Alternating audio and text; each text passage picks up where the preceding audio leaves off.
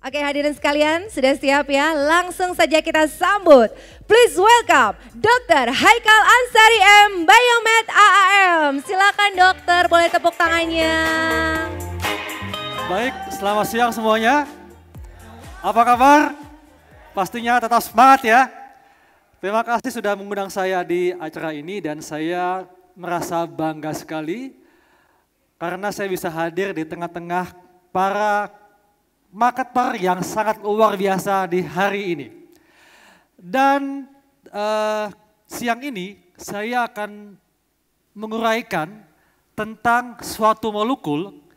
Molekul ini sebetulnya sangat kecil, tidak kasat mata, tapi memberikan dampak yang luar biasa untuk keberlangsungan hidup manusia.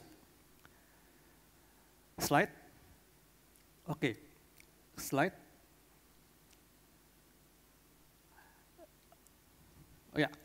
Nah, sebelum saya memaparkan mengenai molekul ini, kita lihat dulu tentang latar belakang. Ya. Seperti disampaikan oleh Pak Kurmanto bahwa zaman memang sudah berubah. Dan hal ini juga terjadi pada tren penyakit yang ada di dunia termasuk di Indonesia. Berdasarkan riset kesehatan yang dilakukan oleh Kemenkes RI pada tahun 2018, ternyata seiring dengan perbaikan ekonomi, perbaikan sanitasi lingkungan, dan kemajuan teknologi, terjadi perubahan tren penyakit di Indonesia.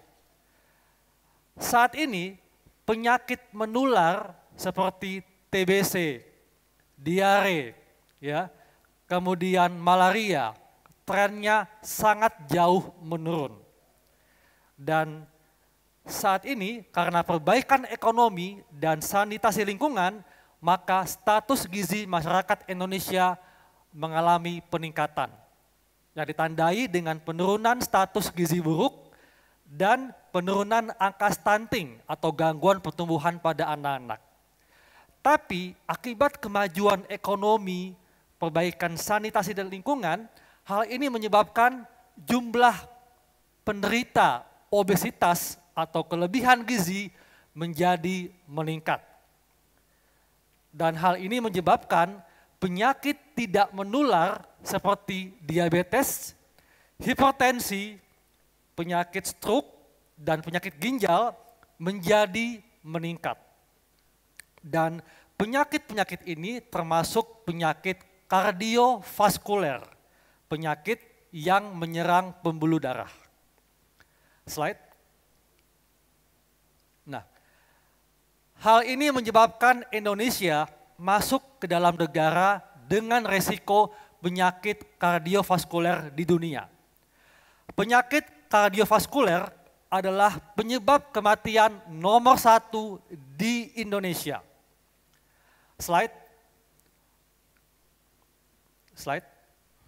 Ya, bahkan Indonesia ada di peringkat ketiga di antara negara ASEAN dengan penyebab kematian akibat penyakit kardiovaskuler. Penyakit kardiovaskuler dipicu oleh pola hidup yang tidak sehat. Contoh sederhananya adalah kebiasaan merokok, ya. Kemudian pola makan yang tidak sehat sehingga berakibat kegemukan atau obesitas.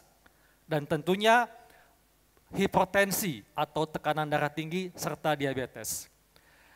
Hal yang paling ditakutkan dari penyakit kardiovaskuler ini adalah jika berkomplikasi ke organ jantung dan otak. Kalau berkomplikasi ke jantung, maka akan berakibat serangan jantung yang berujung kepada kematian. Kalau komplikasinya terjadi pada otak, maka akan menyebabkan terjadinya stroke. Dan tentunya semua komplikasi ini akan mengancam nyawa. Slide. Nah, tapi sebetulnya tidak hanya jantung dan otak saja yang bisa terjadi komplikasi akibat penyakit kardiovaskuler ini. Nah, kalau kita bedah tubuh kita, sebetulnya pembuluh darah kita ini, dalam satu manusia, pembuluh darahnya itu panjangnya sepanjang 33 mil atau setara dengan 2,5 kali putaran bumi. Dan pembuluh darah yang panjang ini mengalirkan darah ke seluruh organ tubuh, ke mata, ya, ke ginjal, ke pencernaan, bahkan ke alat kelamin. Jadi kalau terjadi gangguan aliran darah, maka gejala yang muncul tergantung dari organ yang terkena. Kalau terjadi gangguan aliran darah pada mata, maka akan terjadi gangguan penglihatan. Kalau terjadi pada pencernaan, maka akan terjadi gangguan pencernaan.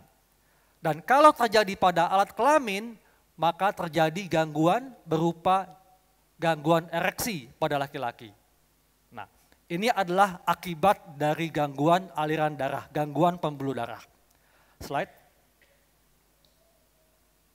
Nah, kenapa bisa terjadi penyakit pembuluh darah, penyakit kardiovaskuler? Semuanya berawal dari pembuluh darah arteri. Pembuluh darah arteri adalah pembuluh darah yang membawa aliran darah yang kaya oksigen dan zat makanan dari jantung ke seluruh organ tubuh kita. Ya. Kalau terjadi gangguan pada pembuluh darah arteri atau istilahnya arteriosklerosis, maka terjadilah gangguan aliran darah. Arteriosklerosis adalah pengerasan dinding pembuluh darah. Sebabnya apa? Yang pertama disebabkan karena menumpuknya plak pada lapisan dalam pembuluh darah atau aterosklerosis. Yang kedua, penyebabnya karena penebalan dinding pembuluh darah akibat kompensasi terhadap tekanan darah yang meningkat. Nah, kalau terjadi kerusakan pada lapisan pembuluh darah, maka semua komponen yang ada di dalam darah, termasuk kolesterol, akan ikut tersangkut di dalam dinding pembuluh darah. Begitu dia tersangkut, dia akan mengendap, menggumpal, sehingga terbentuklah plak. Nah, kalau plak ini makin lama makin membesar, maka saluran pembuluh darah kita yang bentuknya seperti selang, itu akan menyempit. Dan inilah yang akan mengganggu aliran darah. Slide. Nah, arteriosklerosis pada tahap awal tidak memberikan gejala. Dan dia prosesnya bertahun-tahun. Ya.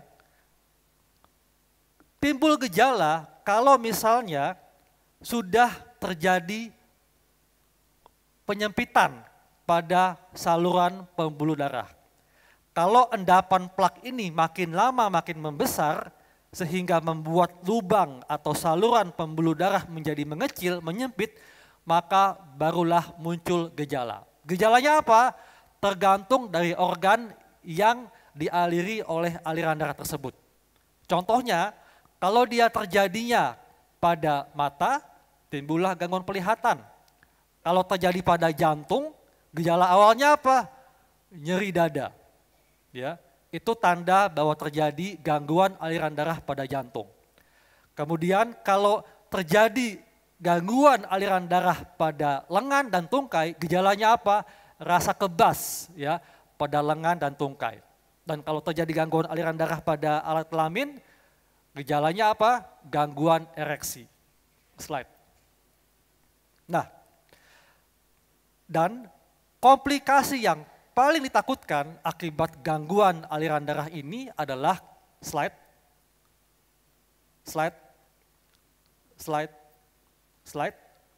Ini penyakit jantung koroner yang terjadi akibat sumbatan aliran darah pada pembuluh koroner yang membuat jantung tidak bisa memompa darah dengan baik. Akibatnya terjadilah gagal jantung yang berujung kepada kematian. Kalau terjadi pada otak, maka bisa menyebabkan stroke karena otak tidak mendapatkan aliran darah yang cukup. Kemudian Kalau terjadi pada ginjal, maka akan timbul penyakit gagal ginjal. Kenapa? Karena ginjal tidak mampu melakukan fungsinya dengan baik, tidak mampu menyaring racun yang tidak dibutuhkan oleh tubuh. Dan kalau terjadi pada aorta, aorta adalah pembuluh darah besar yang ada di bawah jantung. Kalau terjadi penebalan pada dinding aorta sehingga dindingnya menjadi rapuh dan dia akan pecah, maka ini akan menyebabkan kematian mendadak atau namanya aneurisma. Slide. Nah, arteriosklerosis resikonya meningkat disebabkan apa? Disebabkan karena pola hidup yang salah, pola hidup yang tidak sehat. Contohnya apa? Yang sederhana adalah kebiasaan merokok, ya, dan jarang olahraga. Yang kedua, obesitas, kelebihan berat badan karena pola makan yang tidak sehat. Kemudian tekanan darah tinggi, kolesterol tinggi, di mana kolesterol ini dia akan menempel di saluran pembuluh darah, mengendap dan membentuk plak di sana. Dan juga akibat stres dan konsumsi alkohol yang berlebihan. Nah, semua faktor resiko ini menyebabkan pembuluh darah arteri menjadi tidak elastis lagi, tidak lentur. Jadi pembuluh darah kita ini, yang pembuluh darah yang sehat, yang normal adalah pembuluh darah yang elastis, lentur. Nah, semua faktor ini menyebabkan pembuluh darah tidak lagi menjadi elastis atau lentur. Nah, kenapa pembuluh darah menjadi tidak elastis atau lentur akibat faktor-faktor ini? Karena faktor-faktor risiko ini menyebabkan kerusakan pada sel endotel pembuluh darah. Sel endotel adalah sel yang terdapat di sepanjang pembuluh darah. Fungsinya apa? Sel endotel berfungsi untuk menghasilkan nitric oxide atau NO. Nah, NO lah yang berperan penting yang membuat pembuluh darah menjadi elastis, lentur, sehingga bisa melebar dengan optimal. Slide. Nah, kalau kita lihat penampang pembuluh darah, ya, maaf. Nah, kalau kita bedah, ya, di sini kita lihat yang bagian biru adalah sel endotel yang ada di dinding pembuluh darah. Sel endotel ini akan memproduksi, melepaskan NO, nitric oxide. Dan NO akan menyebabkan otot dinding pembuluh darah menjadi rileks. Sehingga pembuluh darah bisa melebar dan aliran darah menjadi lancar. Nah, namun karena faktor-faktor resiko tadi menyebabkan kerusakan pada sel endotel, maka sel endotel tidak bisa memproduksi nitric oxide dengan optimal. Ditambah lagi, nitric oxide atau NO juga dihancurkan oleh senyawa radikal bebas yang ada di tubuh kita maupun yang datang dari luar tubuh. Dan nitric oxide ini adalah molekul yang sangat penting. Penelitian membuktikan bahwa 5 detik tubuh kita tidak memproduksi NO, nitric oxide, maka organ tubuh kita menjadi mati. Kenapa? Karena tidak mendapatkan aliran darah yang cukup. Itulah kenapa NO disebut sebagai molecule of life. Slide. Slide. Slide lagi sampai penuh. Slide, slide. Slide. Slide. Slide. Nah, nitric oxide dia berfungsi di seluruh sistem tubuh kita, ya. Tidak hanya di sistem pembuluh darah, tapi juga di sistem pencernaan, kemudian di sistem pernafasan, otot, kemudian sistem daya tahan tubuh. Kenapa fungsinya sangat banyak di organ tubuh kita? Karena NO ini dia membuat pembuluh darah kita bisa melebar dengan optimal sehingga pembuluh darah kita bisa membawa aliran darah yang kaya oksigen dan zat makanan ke seluruh organ tubuh kita. Sehingga organ tubuh kita dapat berfungsi dengan baik. Slide. Nah, tapi sayangnya dengan bertambahnya usia, produksi nitric oxide oleh sel endotel juga mengalami penurunan. Ya, ditambah lagi kalau pola hidupnya tidak sehat. Ya, di sini kita lihat pada saat kita menginjak usia 60 tahun, produksi nitric oxide itu hanya 15% saja dari nilai optimal. Belum lagi kalau ada endapan kolesterol yang menempel di dinding pembuluh darah. Tentunya hal ini menyebabkan pembuluh darah menjadi rapuh sehingga terjadilah komplikasi di berbagai organ tubuh kita. Slide. Nah, itulah kenapa nitric oxide adalah molekul yang sangat penting karena dia berperan untuk menjaga semua organ vital kita dapat berfungsi dengan optimal. Mulai dari otak, jantung, paru-paru, ginjal, dan sebagainya. Slide.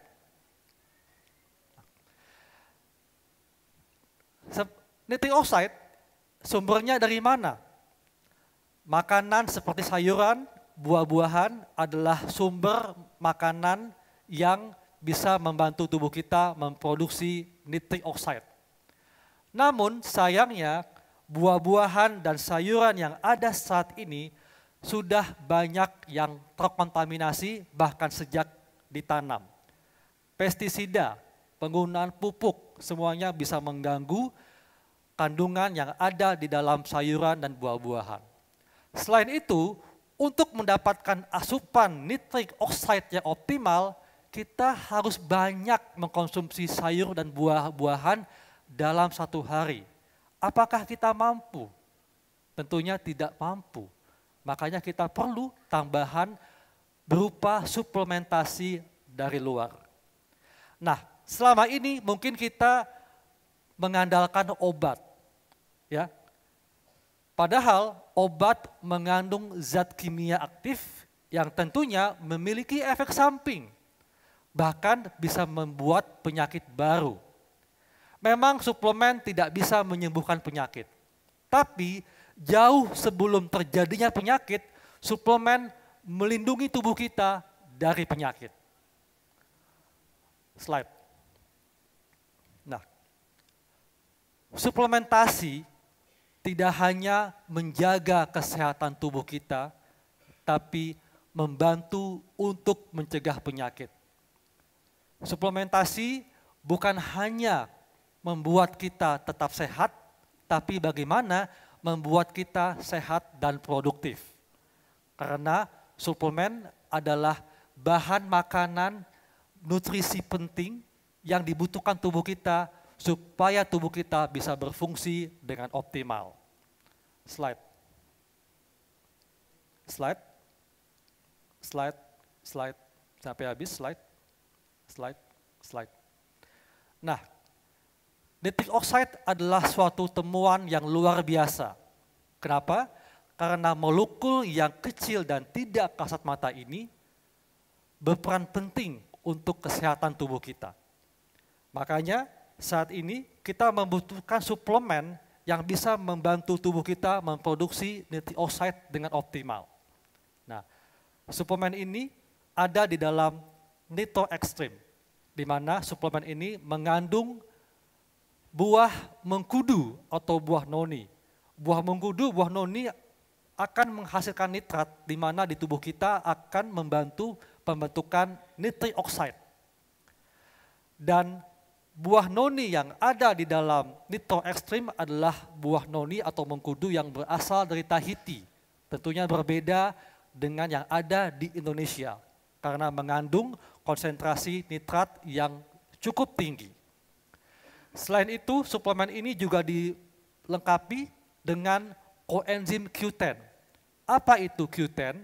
Q10 adalah suatu koenzim yang membantu tubuh kita untuk menghasilkan energi atau ATP. Dan tentunya koenzim Q10 ini berperan supaya tubuh kita bisa melakukan metabolisme dengan baik. Selain itu juga mengandung niacin atau vitamin B3. Vitamin B3 berperan penting untuk membantu menurunkan kolesterol, melancarkan aliran darah. Kemudian ditambah lagi dengan adanya magnesium. Magnesium adalah suatu mineral yang mendukung kestabilan tekanan darah, yang mendukung metabolisme otot kita dapat berfungsi dengan baik. Kemudian ada zinc. Zinc berperan penting untuk meningkatkan daya tahan tubuh, termasuk meningkatkan fungsi seksual. Dan kromium. Kromium adalah suatu mineral yang berfungsi untuk menjaga kesensitifan insulin kita, sehingga insulin kita tetap sensitif dan menjaga kestabilan gula darah kita. Dan semua zat ini adalah zat-zat penting yang dibutuhkan tubuh kita yang mungkin tidak cukup kita dapatkan hanya dari makanan yang kita konsumsi sehari-hari. Slide. Nah, makanya dengan adanya suplementasi yang bisa membantu tubuh kita untuk memproduksi nitric oxide dengan optimal, ini adalah temuan yang luar biasa. Bahkan profesor yang menemukan zat ini sudah mendapatkan hadiah Nobel. Slide. Dan sudah banyak sekali penelitian yang menunjukkan bagaimana nitric oxide membantu tubuh kita untuk berfungsi dengan optimal, menjaga kesehatan pembuluh darah dan menjaga kesehatan semua sistem dalam tubuh kita. Dan tentunya kita perlu asupan suplementasi yang bisa membantu tubuh kita memproduksi nitric oxide dengan optimal. Karena nitric oxide yang bersumber dari makanan yang kita konsumsi sehari-hari belum tentu mencukupi untuk membuat tubuh kita dapat berfungsi dengan baik. Slide. Nah, oleh karena itu, suplemen tidak hanya membuat tubuh kita sehat, tidak hanya membantu tubuh kita terhindar dari penyakit, tapi jauh dari itu, suplemen adalah bisa membuat usia kita menjadi lebih panjang. Dengan usia yang panjang, tubuh yang sehat, tentunya kita masih bisa produktif dan melakukan tugas kita dengan lebih baik. Baik, demikianlah paparan saya mengenai pentingnya nitric oxide untuk keberlangsungan hidup kita. Dan tentunya sangat penting tubuh kita untuk mendapatkan suplemen yang bisa membantu tubuh kita memproduksi nitric oxide dengan optimal. Baik, terima kasih. Dan selamat siang dan thank you untuk perhatiannya. Baik Bapak Ibu, setelah kita saksikan bersama-sama